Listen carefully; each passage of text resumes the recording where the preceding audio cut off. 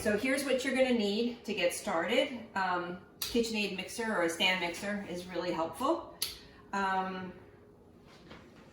You're gonna need measuring cups and measuring spoons, a bigger measuring cup so you can measure out your water.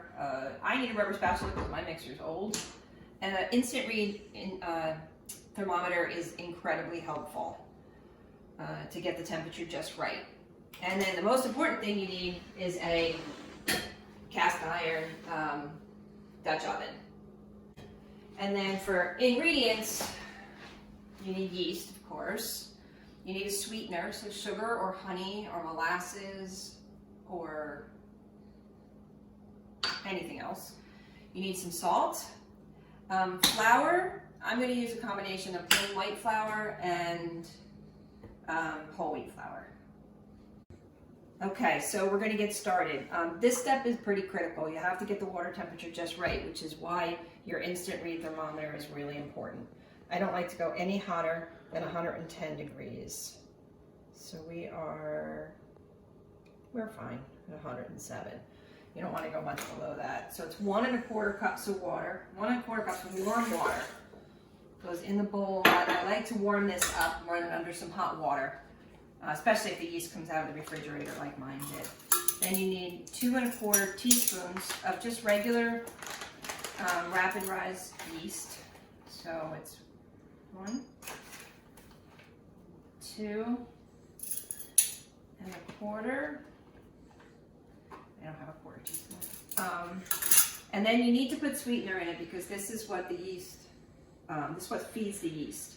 So you need a teaspoon of sweetener.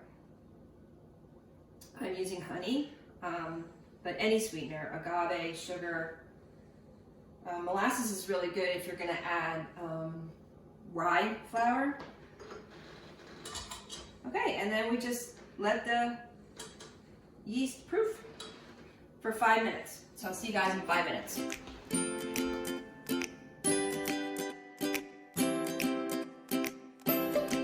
So this is after 5 minutes of proofing. The yeast gets a little foamy and just gets a little bit lighter in color.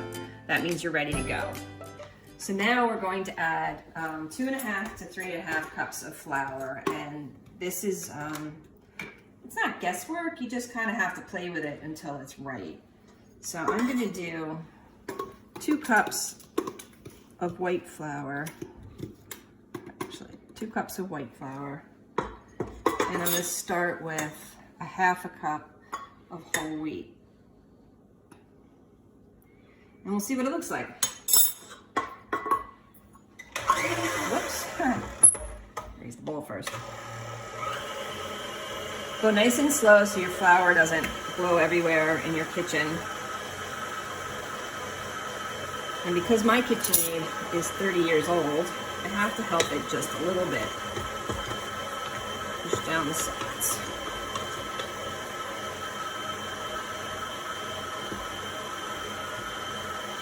I'm going to add a little bit more flour. What you want it to look like, this is going to be a very wet, what they call shaggy dough. So it's still going to feel a little sticky when we're done.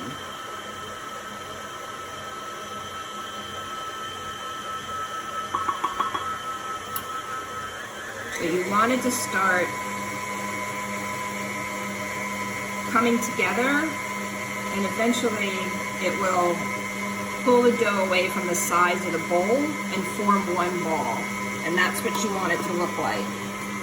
So you just want to keep mixing until you get it to that consistency.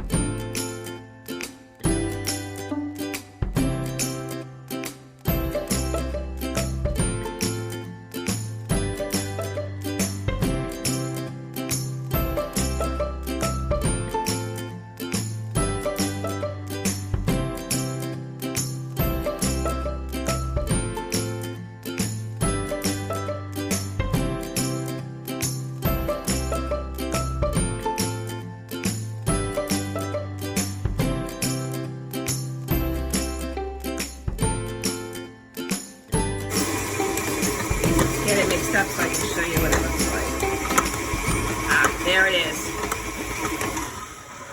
One ball, just like that, not sticking to the bottom. Okay, now you just get it off the dough hook. And you can see it's still sticky, but it isn't sticking. So you just want to sprinkle a little flour so that it doesn't stick to the bowl. And you don't have to transfer to a different bowl. This is fine. You just want to add enough flour so it doesn't stick. And you take a nice clean towel. Cover your bread, your dough, and it goes. I'm fortunate enough to have a bread proofing setting on my oven. So I just hit bread proof and start, and your first rise is for 1 hour. If you don't have a bread proofing setting, you can put the oven on the lowest possible temperature and just leave the bread nearby, but make sure you cover it so it doesn't get any drafts. And I'll see you in an hour after the first rise. Okay, so it's been an hour. It's our first rise. And this is what it looks like. It's double, I guess, in size. And then we're going to take it, and you're not going to punch it down, which is the thing you usually do when you're baking bread. You're just going to flour your surface so it doesn't stick. And you're going to gently pull the bread out. And you can see it hasn't stuck. Put it down on your board. Oh, and I forgot to tell you before that I forgot to add the salt. And this is why this bread is foolproof, because I just put the bowl back on the mixer, put the salt in, and remixed it again, and it's fine. So you want to add a teaspoon and a half of salt.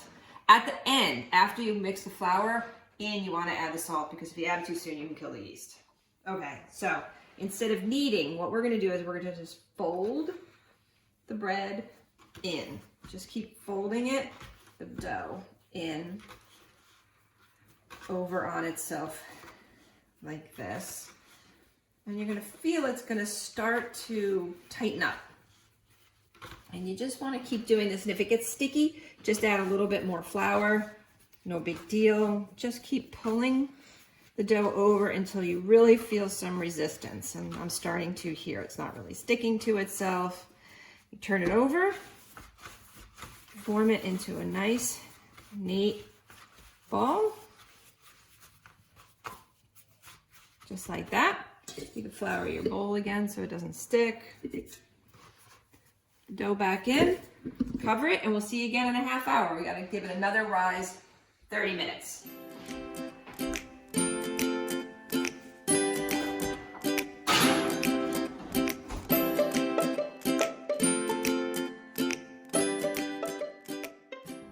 Okay, so we're back. It's been a half hour for our second rise. I just wanted to tell you that while your bread is rising for that second time, you want to start preheating your oven to 460 degrees, and you want to make sure that your Dutch oven is inside your oven when you're preheating it, otherwise it could crack. So here's our bread, here's our dough after the second rise. Looks nice and fluffy. So what we do now, very carefully, you're going to put the dough in a hot Dutch oven, and you're going to put it in upside down, because that's what's going to give you all those nice cracks and crunchy bits on the top. Carefully drop it in, cover it. The reason for this is it creates steam. You're going to get a nice crispy crust. All right, that's half an hour. And we'll come back again and just take the lid off for another 10 minutes and we'll be done. Okay, it's been a half hour. We're just gonna take the lid off for the last 10 minutes of cooking very carefully because it's very hot. As you can see, it's almost done, but it's not quite crisped up yet. So 10 more minutes will do it. See you in 10. Okay, so the moment we've all been waiting for. It's done! Comes out nice and crisp. and brown.